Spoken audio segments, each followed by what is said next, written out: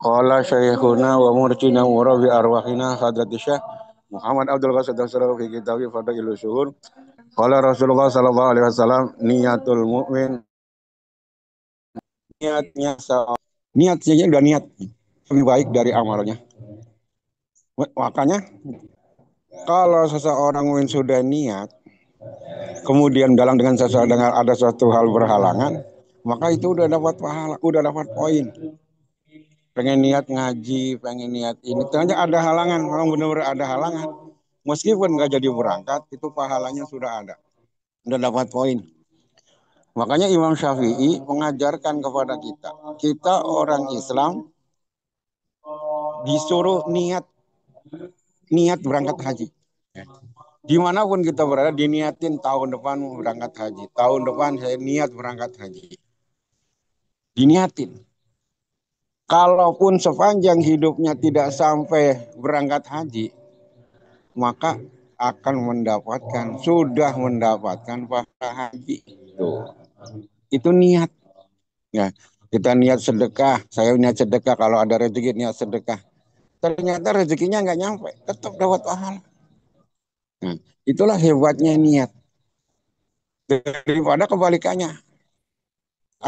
Artinya apa? Kita beramal tapi nggak ada niatnya, itu malah sia-sia.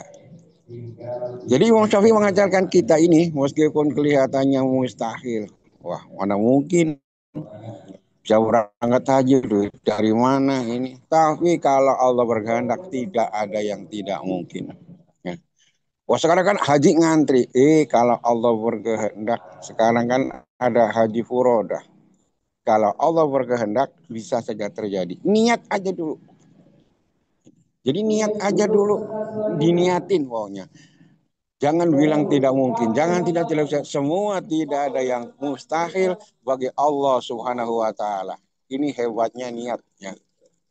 Maka di dalam hadis diterangkan banyak sekali para hamba Allah ketika menerima catatan amalnya ternyata banyak pahala. Pahala ini ternyata ditulis haji, ditulis begini begini. Sedangkan dia sendiri nggak merasa beramal. Kemudian ditanyakan, ya Allah ini pahala ini saya kan nggak melaksanakan. Dijawab oleh kamu kan udah niat mau haji, udah niat mau umroh, udah niat mau ngaji, udah niat mau manakib, mau sedekah. Tapi karena belum nyampe, tapi tetap dapat poin karena niat itu.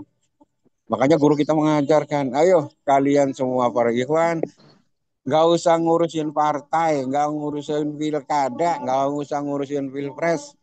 Udah cari aja duit yang banyak, nah diniatin bisa supaya bisa sodako. Itu arahan guru kita. Duitnya nggak banyak, tapi kita sudah niat. Nanti biar bisa sodako, ternyata nggak bisa sodako karena nggak ada yang disodakoin. Itu sudah niat. Alhamdulillahilladzi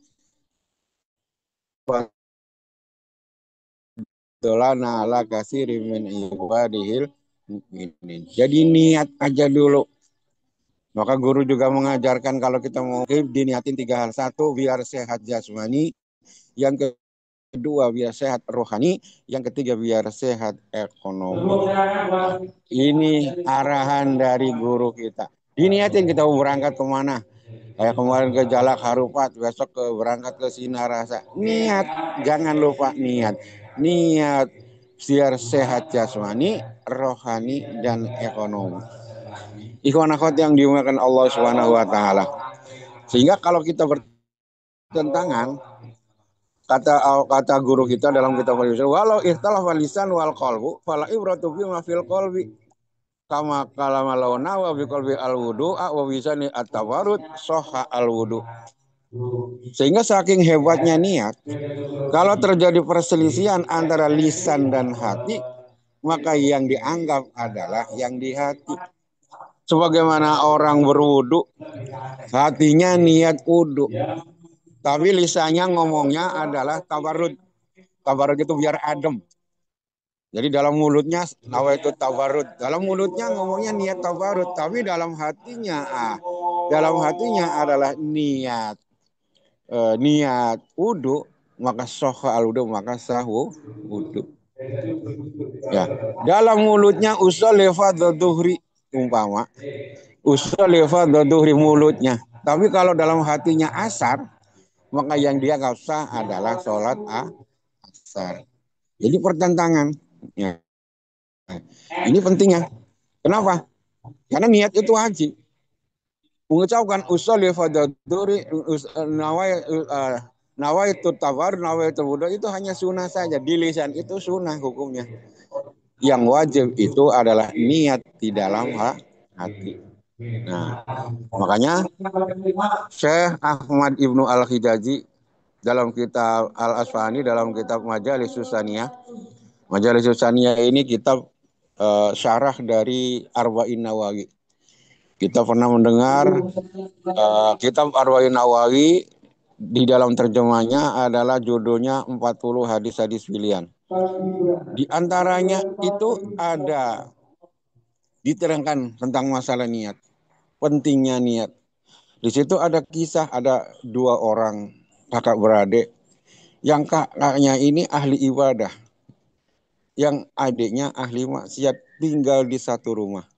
Yang kakaknya tinggal di lantai 2, yang adiknya tinggal di lantai bawah. Nah, kakaknya ini ahli ibadah, sholat, zikir, pokoknya ibadah di atas. Sementara adiknya ini tukang mabok, tukang pesta, miras aja di bawah. Begitu, ya hidupnya kayak begitu. Kakaknya ahli ibadah, adiknya ahli maksiat. Tapi pada satu saat iblis datang kepada kakaknya yang ahli ibadah. Mas, kamu itu hidupnya nggak asik, cuman gitu-gitu doang. Nggak ada warna. Lihat adikmu, enak senang-senang. Oh iya sekali-kali, ya sekali-kali kamu ikut adikmu. Umurmu itu masih panjang, masih muda. Nanti kalau sudah tua, baru nanti taubat lagi, kan asik, enak di dunia, nanti enak di akhirat. Itu rayuan iblis. Rayuan iblis. Ternyata ini kakaknya tergoda. Oh iya juga. Ah, sekali-kali saya mau turun, ikut sekali-kali ikut turun ke bawah, ikut adik saya mabok. Lah sementara yang di bawah, adiknya ini mabok, teler berat, mabok berat, akhirnya dalam keadaan hina, kencing di celana, dalam keadaan yang sangat hina. Timbul kesadaran, alwat hidayah dari Allah. Waduh, saya ini hidup ini begini amat. Kakak saya enak-enakan di atas, ibadah kepada Allah, nanti dia jadi ahli surga. Sementara saya maksiat, mulut saya akan masuk neraka. Saya minta ampun ya Allah. Saya bertobat ya Allah, saya akan ikut kakak saya bertobat, beribadah kepada Engkau. Nah, jadi yang kakaknya yang ahli ibadah ada niat untuk maksiat, yang adiknya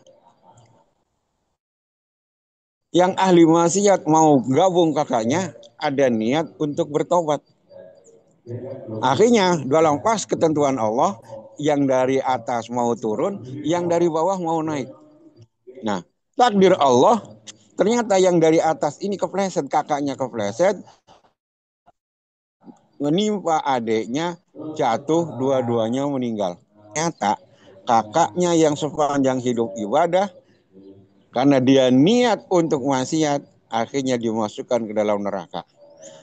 Sementara adiknya yang ahli maksiat, dia punya niat untuk bertobat, akhirnya oleh Allah ditentukan menjadi ahli surga. Inilah niatnya. Niat. Ya.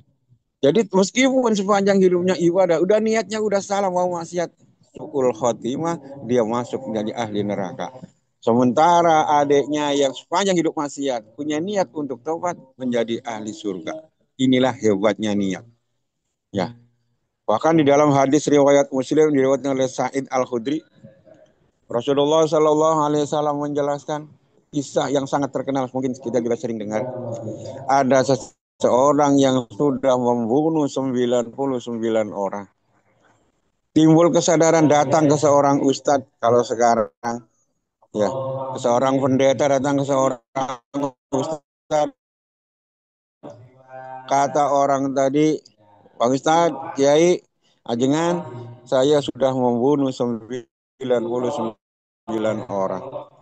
Saya mau taubat kepada Allah. Apakah saya taubatnya diterima oleh Allah?